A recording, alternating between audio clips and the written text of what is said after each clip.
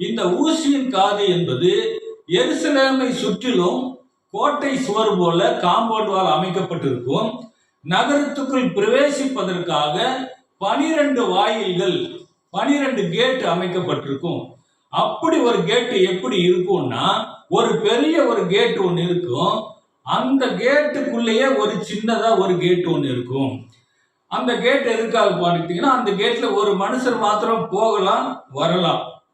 இப்படி அந்த கேட் அமைக்கப்பட்டிருக்கும்.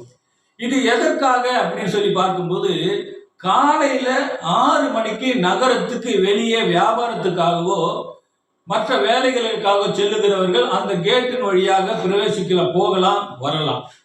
ஆனால் அந்த பெரிய கேட்டு மாலை 6 மணிக்கு மூடப்படும். அப்படி மூடப்படும் போது லேட்டா வருகிறவங்க அந்த சின்ன கேட்டு வழியா உள்ளே நுழைந்து வர முடியும். ஆனால் ஒரு வியாபாரத்துக்காக ஒட்டகத்தின் மூலமாக செல்லுகிறவர்கள் ஒரு வேலை வர்றதுக்கு லேட் ஆச்சுன்னா, அந்த பெரிய கேட்டு மூடப்பட்டிருக்கும், திறக்கப்படாது. அந்த சின்ன கேட்டு மாத்திரம் தான் திறக்கப்பட்டிருக்கும் அப்படின்னு சொல்லி பார்க்கிறோம்.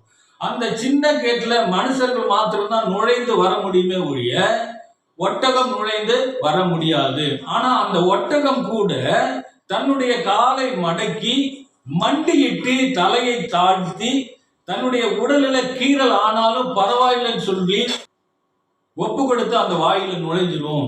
அப்ப இந்த கேட்டை குறித்து தான் நம்முடைய ஆண்டவராக இயேசு கிறிஸ்து இங்க ஊசியின் காதுன்னு சொல்லி பேசியிருக்காங்க அப்படின்னு சொல்லி 60% பேரு இப்படிதான் விளக்கம் கொடுக்குறாங்க.